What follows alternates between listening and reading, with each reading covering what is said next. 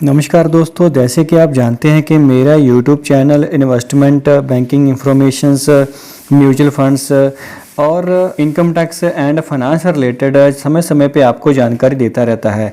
आज की video special है सीनियर सिटीजन्स के लिए जो कि अपनी टैक्स सेविंग करना चाहते हैं और ढूंढ रहे हैं कि वो किस बैंक में एक सुरक्षित फिक्स डिपॉजिट करवाएं जिसमें कि उनके टैक्स सेविंग स्कीम के तहत ज़्यादा से ज़्यादा ब्याज भी मिल पाए और उनका टैक्स 1.5 लाख तक की सेविंग भी हो पाए। तो चलिए दोस्तों शुरू करते हैं आज की वीडियो और मैं बताता हूं आपको कि किस ये टैक्स सेविंग एफडीआर आखिर है क्या और आपको किस बैंक में बनानी चाहिए। आपके 2-3 सवालों के आंसर इस वीडियो में आपको मिल जाएंगे कि आपको टैक्स सेविंग एफडीआर में क्यों जाना चाहिए, टैक्स सेविंग एफडीआर आखिर है क्या और टैक्स सेविंग एफडीआर किसको करवानी चाहिए, क्या इसके फ़ायदे हैं, क्या नुकसान हैं और किस बैंक में आपको सबसे ज़्यादा रिटर्न मिलेगा, सबसे ज़्यादा ब्याज की अमाउंट मिलेगी।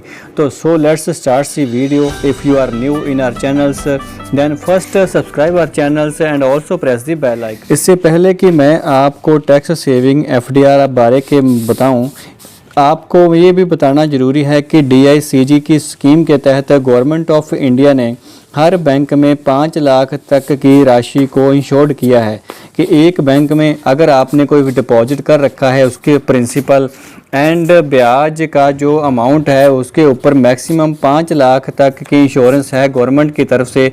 अगर बैंक लिक्विडेट होता है, लाइसेंस कैंसिल होता है, जहाँ फिर उसका मर्जर होता है, रिकन्स्ट्रक्शन होती है, अलामगमेशन होती है, किसी भी केस में गवर्नमेंट 5 लाख की सिक्योरिटी देती है।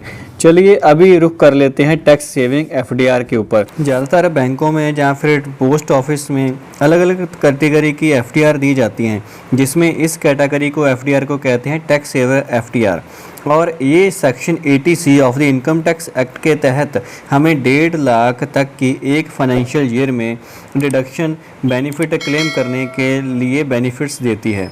और अभी आपको बताता हूँ this could be a great tax savings and low risk, क्योंकि ये एक ग्रंटेड स्कीम्स होती है गवर्नमेंट द्वारा बैंकों में या पोस्ट ऑफिस में जो दी जाती है। इसके ऊपर जो रिटर्न बैंकों ने लिख के दिया है वही मिलेगा और इससे टैक्स सेव भी होता है, रिस्क भी कम होता है और सीनियर सिटीजन्स के लिए तो अलग से प्रेफरेंशियल रेट ऑफ इंटरेस्ट भी होते हैं बैंकों के द्वारा जो दिए जाते हैं। दूसरा, इसमें होता है 5 साल का लॉक इन पीरियड और समय से पहले आप इसको नहीं ले सकते। कम से कम 5 साल की टर्म के लिए हमें इसमें इन्वेस्टमेंट करना होगा। उसको कहते हैं tax saving FDR for the purpose of the tax saving under 80C sections. And ये एफडीआर आप अकेले खोल सकते हो एज ए इंडिविजुअली या फिर एज HUF सिंगल या जॉइंट मोड में आप इसको खोल सकते हो, लेकिन आप इस एफडीआर के ऊपर लोन नहीं ले सकते। और नेक्स्ट इसका होता है कि if A tax saving FDR opened in a joint mode of holding only the first holder can claim the tax deductions benefits. अगर 2 के नाम के ऊपर है तो ऐसे नहीं कि दोनों आधा आधा ले सकते हैं, नहीं, सिर्फ वही पर्सन ले सकता है जिसका नाम पहले आता है एफडीआर के ऊपर। एफडीआर की रसीद के ऊपर पहला नाम जिसका लिखा होता है वही टैक्स सेविंग का बेनिफिट ले सकता है। और इसका अभी नुकसान ये है कि इसके ऊपर जो भी लगेगा आपको ब्याज, आपने मान लीजिए 1.5 लाख की टैक्स सेविंग एफडीआर कर दी, उसके ऊपर आपको जो ब्याज लगा वो एप्लीकेबल होगा for the deduction of the TDS, tax deduction के लिए वो एप्लीकेबल होगा। लेकिन जो सीनियर सिटीजन है वो 15H फॉर्म को बैंक में सबमिट करके इस TDS से बच सकते हैं।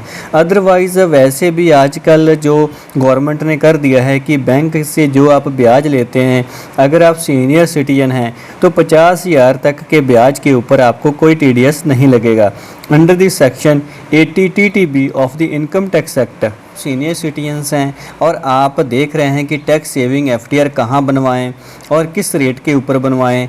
इसके लिए आज को मैं आपको एक चार्ट के तहत समझाने वाला हूं कि आप अलग अलग बैंकों के होंगे rate of interest, leading bank, public sector bank या फिर स्मॉल फाइनेंस बैंकों की लिस्ट होगी, जिस चार्ट के ऊपर आपको ये दिख जाएगा कि आपको किस बैंक में ज़्यादा ब्याज मिल रहा है एफडीआर के ऊपर।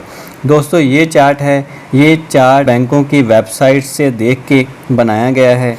इस चार्ट के ऊपर दोस्तों आपको गवर्नमेंट बैंकों की लिस्ट पहले मिलेगी, फिर प्राइवेट सेक्टर की बैंकों की लिस्ट और सबसे नीचे मिलेगी स्मॉल फाइनेंस बैंक्स। और सबसे पहले बैंक का नाम, जैसे फर्स्ट कॉलम है स्टेट बैंक ऑफ इंडिया, ये दे रही है 6.20% का ब्याज दर for the senior citizen. And अगर आप इसके हिसाब से इसको कैलकुलेट करते हैं एज ए कंपाउंड ग्रोथ के लिए, कंपाउंड इंटरेस्ट के हिसाब से, तो 1.5 लाख तक की अगर आप एफडीआर करवाते हैं तो 5 साल में आपको 1.5 लाख की बजाय 2,04,028 रुपये मिलेंगे स्टेट बैंक ऑफ इंडिया में। इसी तरह आप नीचे देख सकते हैं इस वीडियो को पॉज करके ये सारे चार्ट को कि किस बैंक में आपको एफडीआर करवानी चाहिए। वैसे सबसे ज़्यादा रेट ऑफ इंटरेस्ट देखा जाए तो Yes Bank 7.25 and Ujjivan small finance bank 7.25, ये दोनों बैंकें same and maximum rate of interest दे रही हैं। इनके हिसाब से अगर आप 1.5 लाख के ऊपर रिटर्न कैलकुलेट की जाए 2,14,839 रुपये, 2,14,839 रुपीज़ आपको मिलेंगे on the maturity and after the 5 year on this rate of interest. So दोस्तों ये तो थी जानकारी सीनियर सिटीजन्स के लिए टैक्स सेवर एफडीआर बनाने के लिए रेट ऑफ इंटरेस्ट, अलग अलग बैंकों का चार्ट, इसको हमने कंपाइल किया है बैंकों की वेबसाइट से। आप बैंकों की वेबसाइट से या फिर एफडीआर करवाने से पहले कृपया उस ब्रांच में इस रेट ऑफ इंटरेस्ट को कंफर्म जरूर कर लीजिए, क्योंकि हो सकता है जिस दिन आप ये वीडियो देख रहे हों और ये रेट ऑफ इंटरेस्ट पुराने हो चुके हों और बैंक ने अपने रेट ऑफ इंटरेस्ट कम ज़्यादा कर दिए हों। Thank you for watching this video. मिलते हैं नेक्स्ट इन्फॉर्मेशन वीडियो में। Thank you.